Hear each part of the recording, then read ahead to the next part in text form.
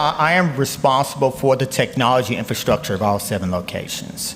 So that's from everything from our help desk to our server team, to our application development team, our security team, our media services team, which is doing a great job, by the way.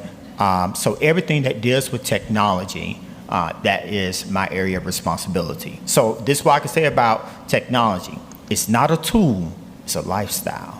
And that's what we're trying to push here in Nashville State through our department. Jeremy?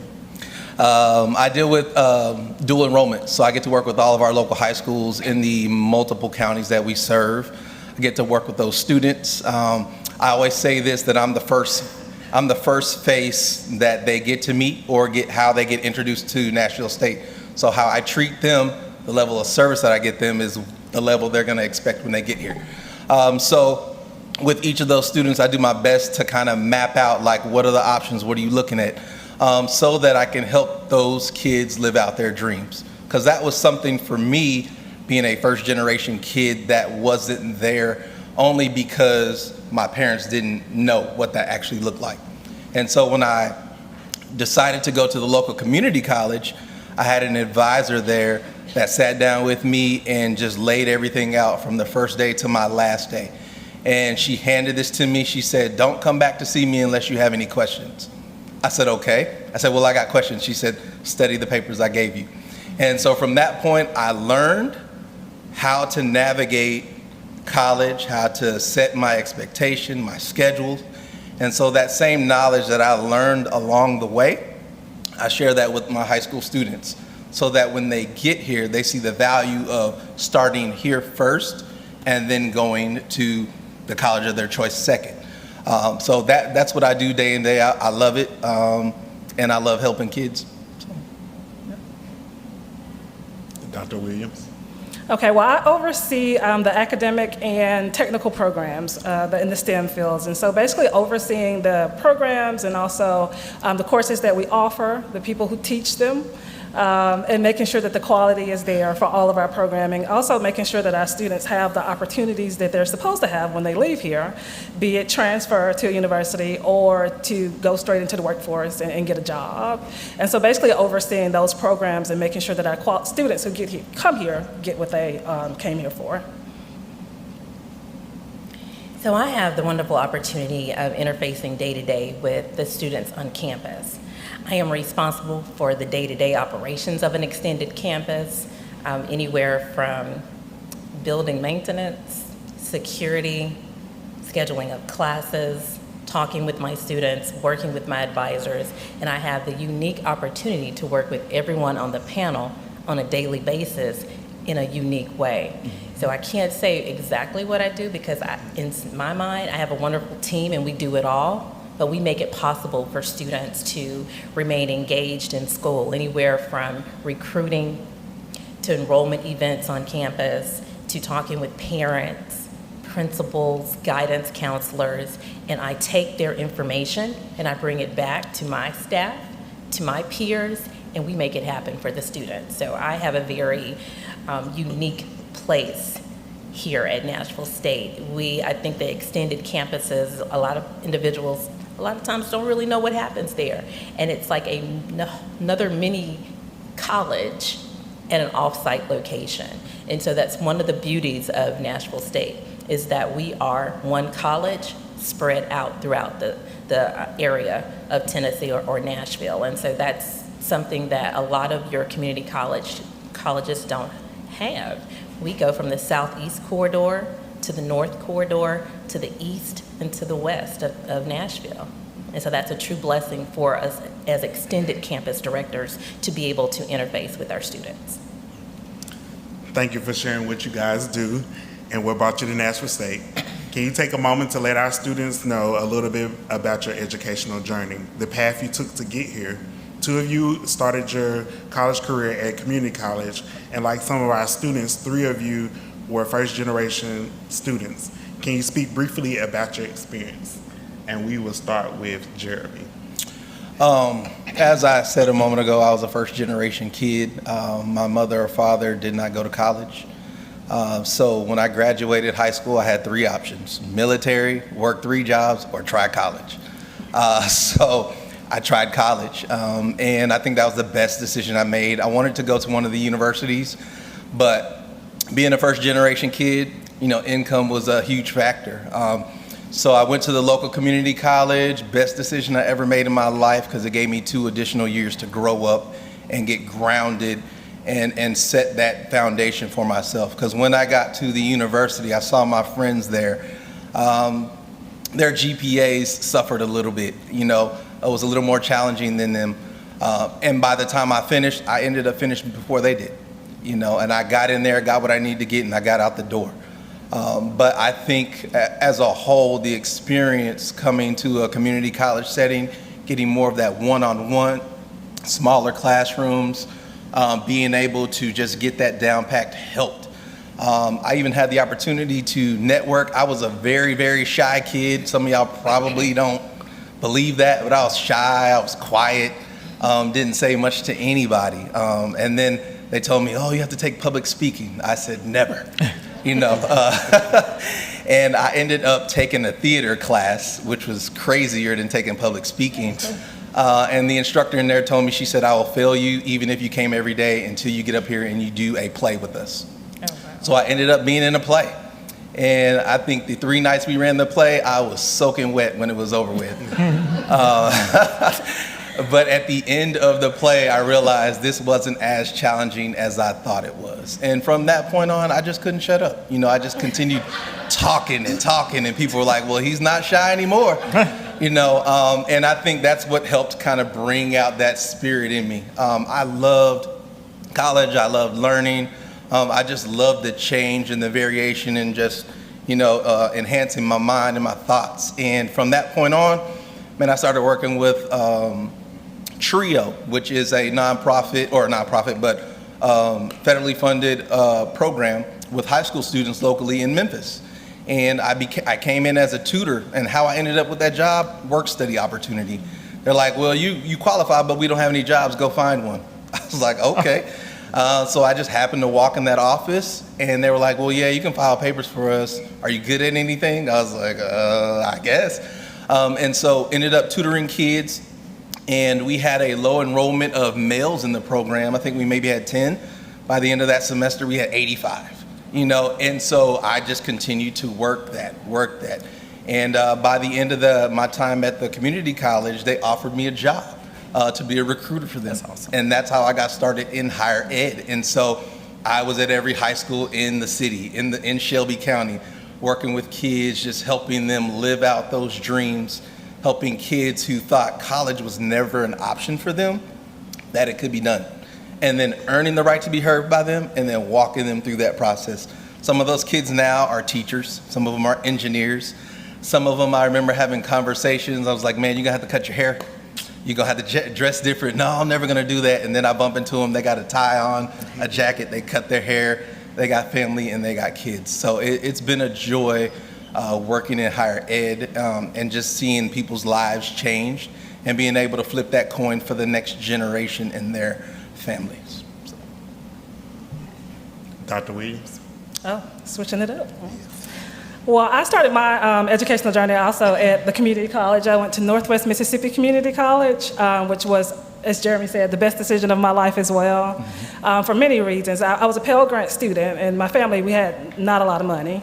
And so we all sort of went through the community college because it was practically free after your Pell Grant kicked in. You really didn't owe very much. And so that gave you the first couple of years of college free. And during that time, it also gives you an opportunity, because you're getting the same stuff, you're getting the same deal, just much cheaper.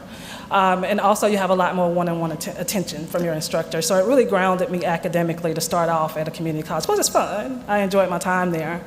And so from there, I transferred to the University of Mississippi to get my bachelor's in computer science. And it was there where I realized I really love science and STEM and engineering, but I really loved being a community college student, and I just was sort of glued to community colleges from that point on. I was like, okay, I want to work in STEM, but I also want to work at the community college. So I decided very early that's what I wanted to do. And everything that I did after that was goal-oriented. I would set a goal and say, okay, what do I need to do to accomplish it? And I would do that. And so that's how I ended up in grad school, because I knew I needed a master's to teach at a community college and get my foot through the door. So I did my master's degree in computer science. I worked for as a programmer for a little while, and then started working as an instructor at a community college. And I loved it. I worked there for many years, and I was like, I really like this. And then I was looking up to my chair and the deans, and I was like, okay, what do I got to do? Another goal. What do I have to do to get there, to get an administrative seat and sort of experience that side of working at community colleges? And I went back and got my doctorate, this time in higher education administration, with emphasis in community college, to sort of ground me so that I was prepared to move up into that position. And so from there I started working as a chair and district curriculum coordinator, and just sort of grew from there. I did go back to school to get a master's, because everybody was like, come on, you have a PhD, stop. But it was also management and leadership. And so Jeremy said he loved learning. You realize you love learning. And I really did. And I was like, okay, what are the leadership people in business and industry doing? So let me go back and get something that relates to that. So I got a master's in management and leadership to sort of learn how that intersects. PhD or in higher education administration and leadership, what does it look like on the corporate side?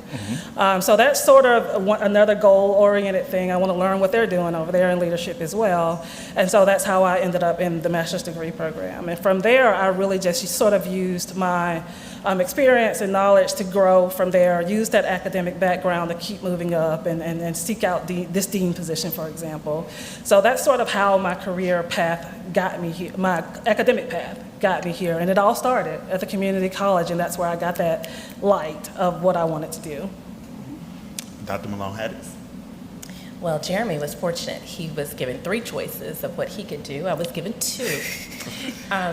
My mom told me that I had the choice of attending A&I or Tennessee State University. I was clueless. They're the one and the same, okay? So back in the day, TSU was A&I. And so I was like, okay, let's see where this is going, right? So I was very fortunate being a first-generation college student. It was like when I was accepted into TSU, and on that way, it's like family was coming from Chicago, Kentucky, everywhere. I was like, what? Okay, it's like this. But I had so much support from them, being that first individual to say, hey, I'm gonna do this, and I'm gonna do it in 4 years. But I realized quickly that I would need the support and the love of my family in order to do so. Being a native Nashvilleian, I didn't have to travel very far to get to TSU. However, when you're on that campus of the sea of millions of students, what it really looked like at the time, it feels far. That 10-minute drive sometimes seems like, a 10-hour flight home. Knowing that there was no turning back for me, I immediately sought mentors and individuals that could help me throughout that journey. I was very fortunate in doing so. I met some wonderful individuals, joined some great organizations, still with those organizations, and I have friends and colleagues and those individuals that I still talk to. I went on to earn my master's in psychology from Trevecca. And from there, I worked, and I said, because I was in corporate America at the time, and I was like, what am I going to do with this? What am I going to do with this degree in psychology? And I was fortunate enough to work as a high school, it wasn't even high school, middle school counselor, head middle school. At the time, Metro had a contract through Centerstone. At that time, it was Dee Dee Wallace. And so I worked as one of their middle school counselors. And I had no children. I had no plans of having any children. My husband was clearly understood the assignment. And we were coasting. We were coasting. And every day I would come home talking about these little children that impact your heart, your mind, and your soul. And again, it was all hands off for me. I was like, I'm just gonna come here every day from, 8 to 4, write my notes, see my kids, and move on. No. Every day, I'm wondering, I'm worrying, I'm calling parents, I'm walking the hallways. I do the same thing right now, by the way. Just making sure that those little faces were in the classroom. And that's one of the journeys. From D.D. Wallace, I went on to I went into corporate America. And in corporate America, I was a regional director for an insurance company, and I traveled, and I had a whole region to myself, and I was like, I'm gliding, I got this, I'm doing well. Then something else comes along, you want to do something else. So I went back, I got an MBA.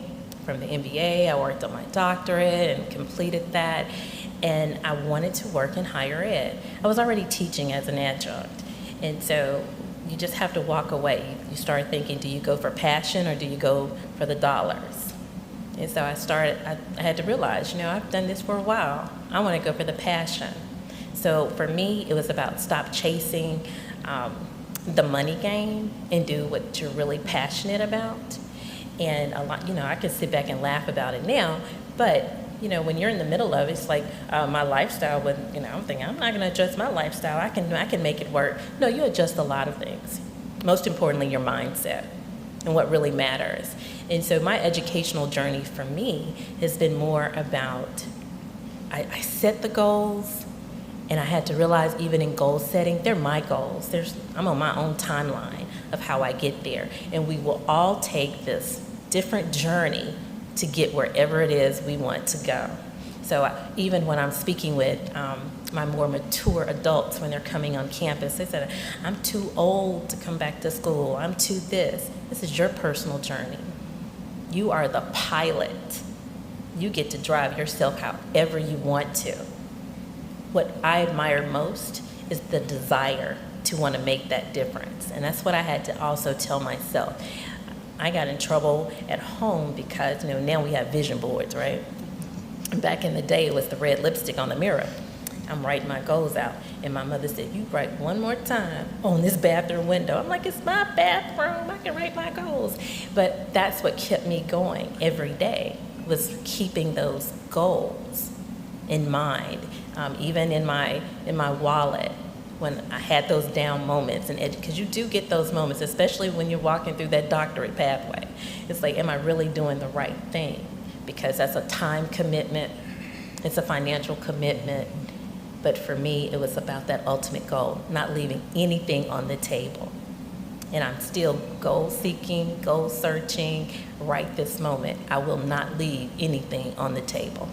So I am that first generation student, parent, and wife. And I stand on the shoulders of many individuals. So I didn't do it alone, although my student loan says differently, but I did not do it by myself. I had so much encouragement, and I'm so grateful. And I think it's important to have those mentors along the way. Jarvis? I had another answer, but I'm just going to be completely transparent. I didn't have any plans to go to college. I grew up in a pretty large family, where my mom had 15 brothers and sisters, and my dad had 11. I had 42 first cousins on my mom's side and 21 on my dad.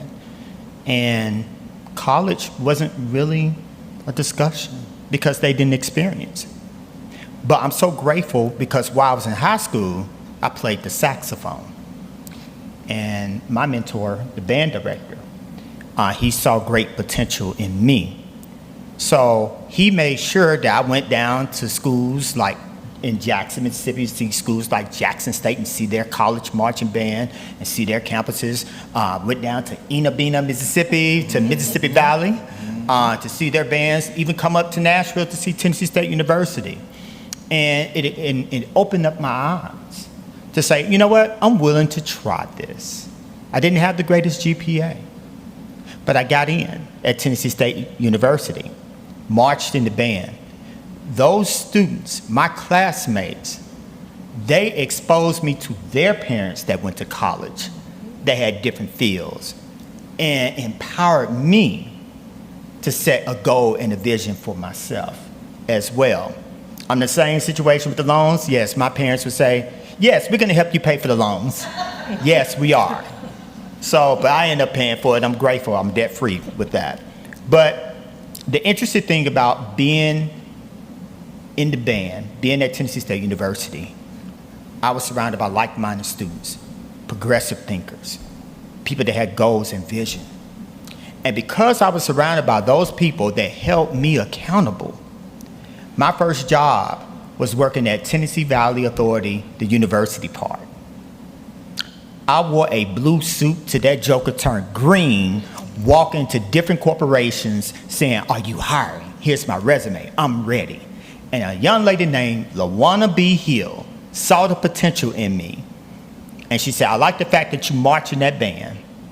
And she said, "I want you to come in and work for me." And I went from there, from Tennessee Valley Authority, the university part, educating employees how to use technology, to working in the broker industry, where it's J.C. Bradford, Payne Weber, UBS Warburg. And then I went from that world to the entertainment industry, which is entertaining, y'all. So where I worked at CAA, Creative Artists Agency. You never know. All I can say is that you never know who may impact you. So always be open to people that is willing to hold you accountable and lift you up to a new level. All right. The topic of this panel is how to navigate the workforce as a Black professional. Could each of you speak to the challenge you face as a Black professional in the workforce and share with us how you overcame that challenge? We'll start with Dr. Malone Haddix. Yeah, so I think for me, when we talk about challenges, I don't really see a lot of what has happened to me as a challenge. And I say that because it's that destined. My brother will say all the time, it was already written in the blueprint, right? So it's that destiny, that determination to walk through whatever you feel at that moment could be challenging. Every day is a challenging process. So starting out in corporate America, I was a lot of the time, I was the only female or the only African American female around the table. And establishing your voice was what was important at that time. We would go around and ask on Monday mornings, what do you have for your unit today? And so I could start, and if it wasn't exciting, because I was over operations, which I thought was exciting, I make everything possible for you. Like, how dare you cut me off? So it was happening. But that would happen.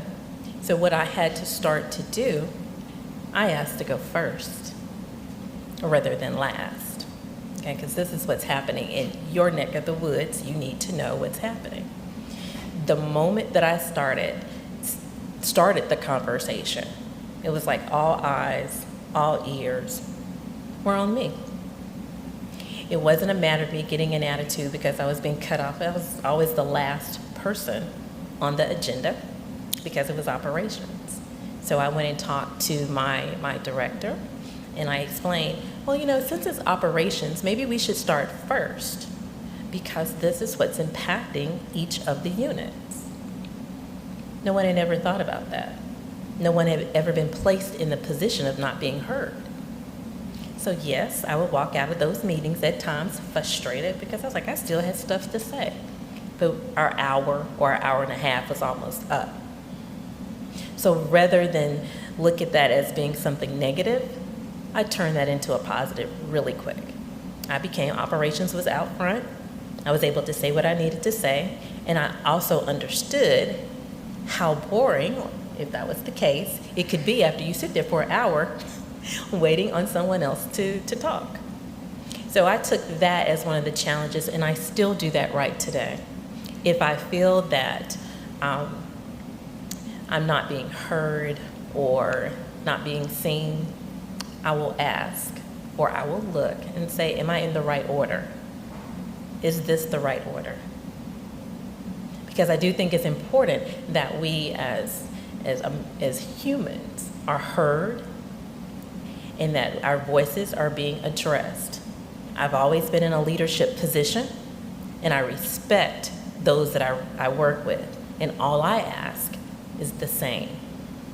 And I often say when it comes to disagreements or challenges, as we may want to say, is that we have more in common than we do not. Yes. And a lot of times it's how it's being said or expressed.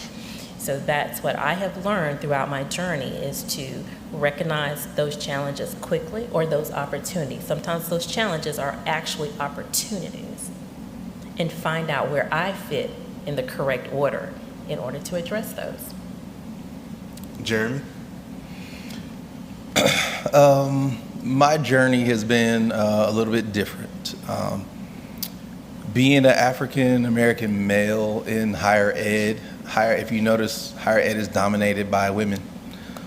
So when you're a male here, you gotta do your job. You gotta pull your weight. But on top of that, being an African American male, there were some roles or positions that I took where I was told that they've never had an African American male work in that department. Or the last time they had one was in the 80s or the 90s. And so for me, what I knew I had to do was to leave them with the best impression I could possibly leave them with. Give them the best service I could possibly give them. Because coming in the door, I already had a strike against me. And so everything that I do has been committed on excellence, and giving all that I got all the time. Because there wasn't nobody that looked like me before I got there, or there hasn't been one in a long time. So I want to leave the door open for others who will look like me to be able to come through that same door. Because I know when I was a student on the other side of the counter, there wasn't anybody that looked like me helping. One unique thing I do like now is that a lot of schools are being intentional about who they hire. And so when I'm asked to do something like this, I jump at it, because there's probably not gonna be anybody that looks like me that's up there talking, and if there is, it might just be one or two of us, as you can see now. And I'm excited about that, but I want other young African American boys to see that they can do it as well. Yes. It is possible. And if I can help you get there, I will help you get there. But that's been my struggle in anything that I've done, is just either being that person that hasn't never been there, or the one that's just getting there and it's been years since. And so leaving that lasting impression that tells them, okay, we can build a bridge if we have our differences. We can learn how to work together. Or, man, I missed out on all these years of getting to know people that are like him. So. You have thoughts? Oh, sure, I'll follow with that. Exactly the same. 100%. Whereas I have been the only one. When I worked at Tennessee Valley Authority, I was the only one in that department throughout the entire state. When I worked at the broker industry, I was traveling to 96 offices. Majority of those offices, I would walk in, you get a look, or it's there. Like, yeah, I'm here. I work in your company. I do technology, provide technology services. And the funny thing is, out of every job I had, when February come around, or Martin Luther King holiday come around, everybody shift and turn and look at me and go, how do you feel about this, Charvis? And I said, well, I'm not the voice of the black folks, but I will say there is a perception that, we are guilty until proven innocent. We're angry, not passionate. We're mad instead of just interested. And we always have to work on proving ourselves that we're not that. Whatever you see on television or wherever you see in entertainment, we're not that type of people. So I spent a lot of time proving to them, going, hey, let's do lunch. Let's sit down and just talk. And here's the thing. Diversity is not a goal. It's a lifestyle and a movement that will help make our lives better. I look at some companies like Home Depot and Lowe's. They have a diverse executive board. you never hear that they broke. You never hear them say they have financial challenges. And those were things at a young age that I used to express to the teams that I work with. So I push for diversity to be an opportunity, not really necessarily a challenge. And some of the people, they hire other people. Now, when they hired another African American, they brought him to me. This is Jarvis. Jarvis, you see? I'm like, you don't have to do that. It's not necessary. But the fact of the matter is, I was not afraid to have the conversation about diversity because I was trying to do the same thing. Try to make sure that somebody else get the same opportunity that I have as well. All right. We'll move to the next question. This question is for Dr. Williams and Jarvis. You both are in fields where Black professionals and women are historically unrepresented. Could you speak on your experience in the STEM and technology fields? Yes, that is an understatement. That is just a tremendous deficit. I mean, African Americans and women in STEM, and then African American women, well, you're just by yourself. Yes. So it's a very, it sort of puts, I don't know, it's a lot of responsibility that you carry with that. It's a very heavy load, but very well worth it, of course. When I think about my experience in STEM, I guess it would have to start in college. I went to the University of Mississippi, or Ole Miss, predominantly white. It was like 9% Black when I was there, and I was like the STEM person. And so I was the only Black person in my classes, the only Black person. I mean, it was just, you're always the only, especially in STEM. You don't even see teachers that look like you. It's kind of hard to get how that feels unless you're there, unless you experience it. And so my experience with that was just trying to maintain, because it can give you the feeling of, I don't belong here, people don't want me here, you know, you have your mind just goes everywhere. When you're in the engineering class and there are groups, you're gonna get picked last, because and then you wonder, is that because people think I'm not capable? And then why would they think I'm not capable? And so it's a lot of thought that goes with that. As a woman, especially in like computer science and engineering, the hard sciences, as a Black woman, it's very isolating as well. And so I tend to, it's like that, it was like that in my college career, but also in your career in general, in the workforce, it remained the same, always pretty much the only. And so you take on responsibility because you want to, but also because you want to be, well, I didn't see that person, but I'm going to be the person that the Black students see. I'm going to be the person that they learn from. I'm going to be the person that I'm going to be visible so they can see that it's possible and they see someone who looked like them because I know how desperately I want it to.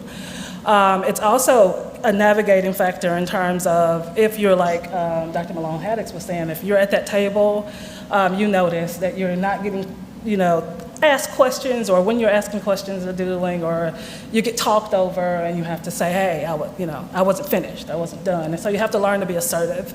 And so that's the advice that I give to students who find themselves in those positions, is you have to be confident, for one, because it can be a little bit of a damage to your confidence to be the only one to experience certain things that you know aren't fair. But you also have to be assertive. Like she said, I'll go first then. And you have to figure out ways around what you feel like is not fair for you. And it is also very rewarding. Mm-hmm. I will say that too. It's a very rewarding, even in spite of all of that, to grow that way and to be the only one in the room, to show, hey, I'm just as good as you are, or I'm just as smart as you are, to be that demonstration, and to represent for the people who look like you, who need to see that. So it can be a delicate balance of how do I navigate this and be heard and be seen? How do I navigate this and be seen by people who look like me, who can learn from it? And then how do I enjoy it at the same time? But it's all of those things, and it's rewarding for all of those reasons. But that's been my experience in STEM as a Black woman, is that it's something that I sort of want to improve. You have the desire to improve it. Like, I love working with the TL-SAMP program here, the Tennessee Lewis Stokes Alliance for Minority Participation, and working with those students and showing them, what they can do, and encouraging and motivating them. So you get a reward from it as well. But it's been a great experience for me. Well, I'm gonna take my glasses off so I can hear myself talk. While I was in school, I joined an organization called AITP, Association Information Technology Professionals. Boy, that's a long name. And a group of us at Tennessee State University, which we were all black, it was about 7 of us, we went to a national competition. In the national competition, we had to create a program to do certain things. When we went to that national competition, it was over 200 teams that were there. We were the only black group. All of us realized that we are in a field that is very challenging for people that look like us. So we didn't win, but what that taught us that we have to work harder. We have to do more homework. It motivated us to work together to do our homework, to pass our class and be at the top of our class. It motivated me again to put on that blue suit where it turned green, because I wore it every day, and that was the only suit I could afford and the only suit that I had. Right now, in today's field, in today's world, people are fortunate to join different groups. If you're African American, you want to go into the IT field, well, there's a group called Black in Tech right here in Nashville, so that you could join. So, but the fact of the matter is that we took that experience and we didn't look at it as a challenge, we looked at it as an opportunity to break that ceiling. So, I definitely agree with what you said, similar experience as well, but we never use, race as the excuse why we couldn't accomplish what we wanted to accomplish. All right. I tried to leave my answer a little bit short. Appreciate that. Marion Wright Elderman, founder of the Children's Defense Fund, is noted for saying, "You can't be what you can't see." Could each of you briefly speak about someone, a mentor or an ally, who helped you see what you could be? Me again. So I am standing on the shoulders of many individuals, as I stated previously. But first and foremost, my mom. My mom was that earpiece. We wear AirPods now, so my mom is today's version of an AirPod, okay? She was constantly in my ear telling me what I could do. I was her only daughter. I have 3 brothers, and so I never understood why it was okay for them to bring home C's, but not me. Okay, they could bring home a C, and they were on their way out the door to get their ice cream. I brought home a C. I'm in my room trying to figure it out, how I'm going to clear this up, why I got a C. But I understand now.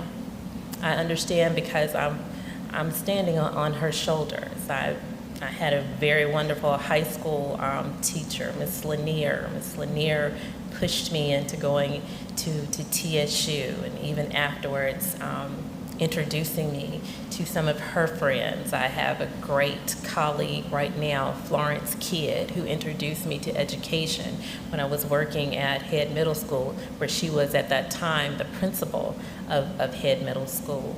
And then, of course, being affiliated with other organizations, I work with some dynamic women that sometimes you feel like, I don't know if I should say something right now, but if you don't say something, that's when your voice goes unheard and you become, really just a shadow. So I have learned from those women. And then I come from a praying family too, okay? Through all things, it's possible, and I know that and I realize that. So I think it's important as you are in the work field, find a mentor, someone that you can talk to, a confidant. I reached out to a person here in Nashville State just recently. I said, I've been here long enough, I need a mentor. I need someone to take me under their wraps and to tell me. I don't want you to tell me good things all the time either. So you have to be ready to hear some of the indifferences.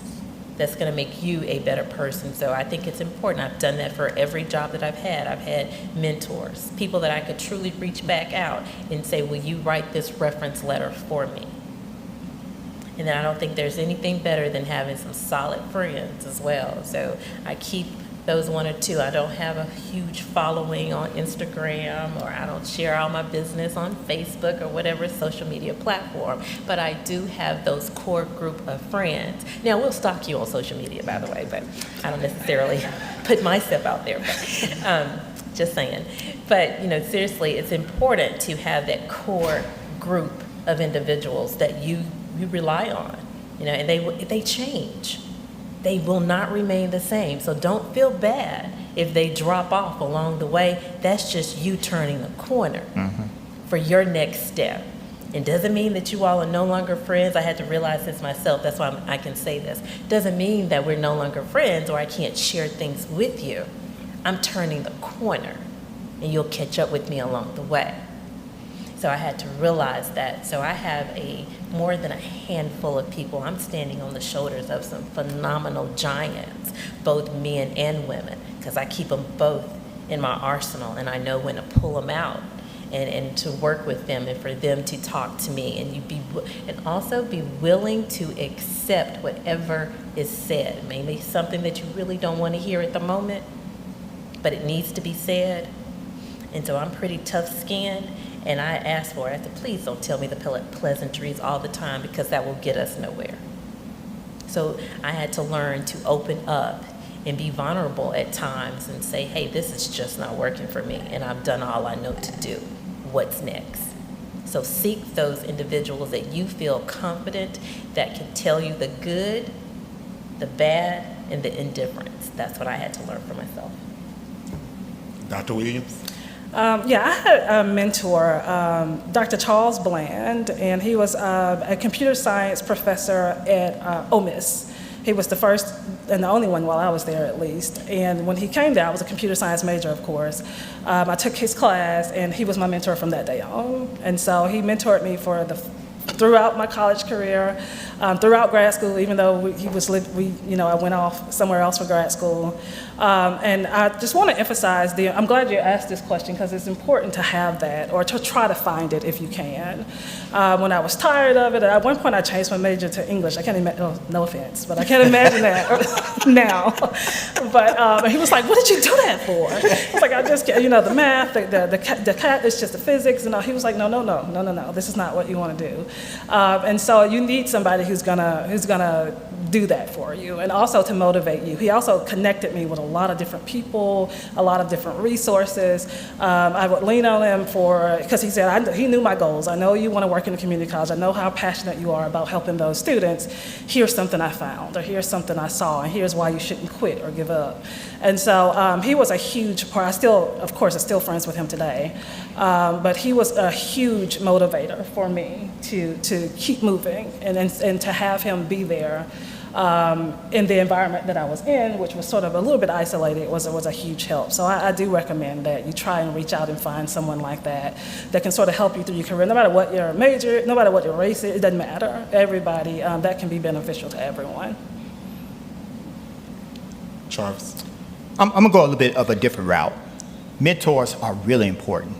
I was blessed to have a bunch of mentors. Like I said, my band directors, from high school, my college band directors, the business department head, those people were my mentors. And one time I messed up in a class in college, and the business department head came up to me and said, do you need to take my class again in business writing? Because this is unacceptable. He kept his eye on me. But I'm going to go a little bit deeper. One of the things that my mentors have told me, it's easy to receive, but it's harder to serve. Serve to where you're going. If you want to experience what's called G3, get, go, grow, serve. I had the opportunity to serve in a business fraternity called Phi Gamma Nu, and I put my IT skills in that organization to develop a communication infrastructure there. I had the opportunity to serve at Urban League Young Professionals of Middle Tennessee, that's long, where I was able to give back to the community, whether it's in the area of economic development, youth education, criminal justice. But it taught me how to be a leader. It taught me how to deal with, what's that word that we learn in our leadership meeting? Politics. Because when people are doing something for free, They drop the R in free and give you an unnecessary fee of unnecessary headaches. I had the opportunity to serve in other nonprofits as well. Give to where you're going because that will help you grow. That's what I did. So if I didn't have any skills, once upon a time I didn't have any skills working on servers. So I went to a nonprofit and started saying, hey, let me help you with your network infrastructure. You know, I'm a person in school. You know, let me help you with your computer service. Let me be your free consultant, but we just put on my resume, I'm a consultant and you are my reference. It's nobody's business to know if I got paid or not. It's all about perception. It's all about building your experience and your connections. And that helped my connections where other people start referring me to other opportunities based off me serving, sewing. And it got me an opportunity to move into a professional world. And that's how I'm able to get up here. I served at an organization, Urban League of Middle Tennessee, before I came here to Nashville State. And there was somebody in Urban League that said, hey, Charvis, opportunity here for you. So mentors are great. Serving should also be part of your package. For me, to kind of piggyback a little bit off of what Charvis said, I got a mentor later on in my college endeavors. After I finished my bachelor's degree, actually in the midst of it, I met a guy who grew up in one of the hardest hoods in Memphis, in North Memphis, in Hurt Village. Oh. At one point in time, they had $1 million dope track that used to come through there.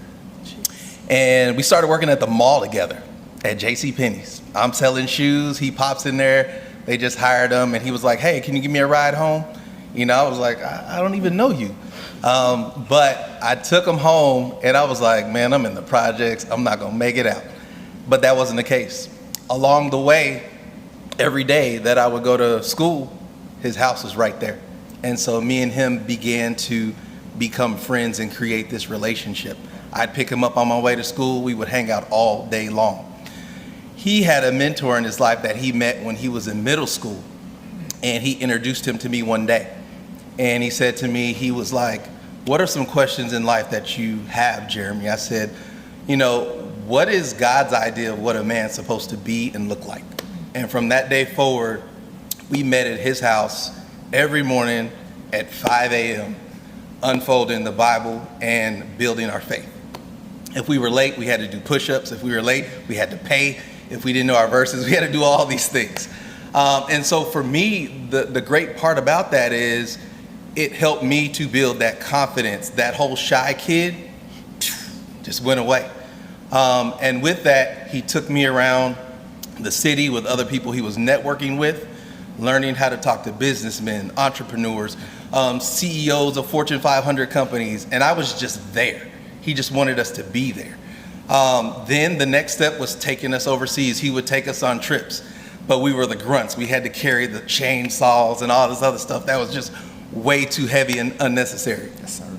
We were there, and we would go to countries where we didn't take baths for like 10 days. All we had is baby wipes. You know, and so for me, it was an adventure.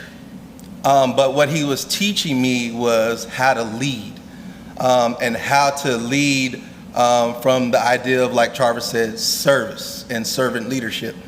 And those tools have stayed with me even up to this day. I know the quote that Ryan used is, you'll be what you see. He used to say, you'll be what you'll see, but you'll become what you behold. You know, and he had a mentor that said, the man that wakes up with dawn in his eyes multiplies. Like, those have stuck in my head every day. He's like, what we look at lovingly, longingly, and lastingly is what we become. So I knew what I looked at, what I listened to, what came out my mouth needed to be, was so important to me that I had to do something different and change it. That friend that I had along the way, he died all of a sudden. As we were adults, he had 2 sons. And one of the last things he asked me to do was to make sure that same message that got to me and him got to those 2 boys. And so for me, that's what it's been. And I mean, to this day, I don't talk to that mentor much anymore. He's off doing a ton of other things, building other men in Memphis, but those same foundational things stay with me every day. So any kid that I meet, especially if he's a male, especially if he's an African-American male or Hispanic male, I'm trying to drill those same things in their head. You will be what you see. You will become what you behold. And that mentor has been a huge help for me in my life. All right. So as we close out this conversation with the pros, we ask you to look back over your educational journey and your career and offer the students a piece of advice. I know some of y'all have alluded to it in the last question, but another important piece of advice for the students. I think that it's important that you never give up on your dreams and to be mindful that everyone's journey is not the same. And I don't think there's nothing more impactful than being authentic to yourself, knowing your limits, and set goals. Set goals for yourself. And never, again, just never give up on those. I think that's the main thing. And education is how we obtain our education now is so different than it was for me, 20, 30 years ago. I will always say there's always been opportunity, but now realizing that there are so many resources out there. Ask for help. You're not out there by yourself. I think that's the most important thing is when students come to sit down and to talk, I listen because I want them to know that first of all, they're being heard, and that there are resources out there for them, and let's see how we can make you a part of our family. So never give up on your dreams and ask those tough questions and don't feel ashamed. I think that's and I truly believe in that. Because you never know, the same question that you have, someone else has that very same question. Some of the situations that you're walking through, you're not out there by yourself. And it's important to know that. It's important I say that off the bat with anybody that I'm talking to that I feel that they are in a situation where they feel like they won't succeed. The only way you will not succeed is if you give up on yourself. So believe in yourself, because that's where the journey begins. Mine is very similar. Of course, I've been goal setting my whole life, and I can't vouch for that enough, because when you set goals, you know what you need to do next to achieve them, and then you have something to focus on. It's also very motivating to know when you're ready to quit or when you're ready to give up, let me go back and look why I'm doing this, and it will motivate you to keep doing it. So definitely setting goals and then deciding what you need to do to accomplish that, and also remembering that we're all equally talented. Everybody's equally talented. Everybody's equally capable, no matter who you are, what your life is. And we all have equal opportunity if you really put everything you have in it. If the opportunity you feel like you have feels like you have more challenges or more roadblocks there, use that as a growth potential, but don't let it stop you or hinder you and say, I'm not going to take that route because I heard A, B, or C. No matter what challenges I've experienced in life and all of the setbacks I've had, it has all been very rewarding. I wouldn't change a thing. I really wouldn't. And so whatever you feel like I want to do, even if you see some potential hurdles or roadblock there, do it anyway. Do it anyway. You can make it happen. So those are two important things that I think it's important to remember. I remind myself of this phrase. Everybody wants a microwave solution, but you are in a stove situation. The stove preheats before it starts cooking. The word is be patient. You're going to get a lot of no's.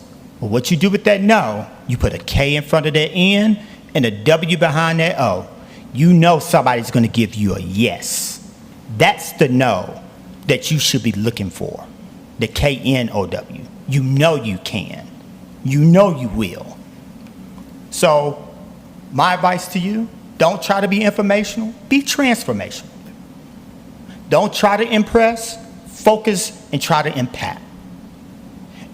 When you do that, people will see your character, and the opportunity that you're looking for will eventually come to you. Thank you. I would say be patient, ask, seek, knock, shake the dust off your shoes when somebody is not, open to allowing you, and keep it moving. Always be ready for the next adventure, because life is an adventure. There are twists and turns.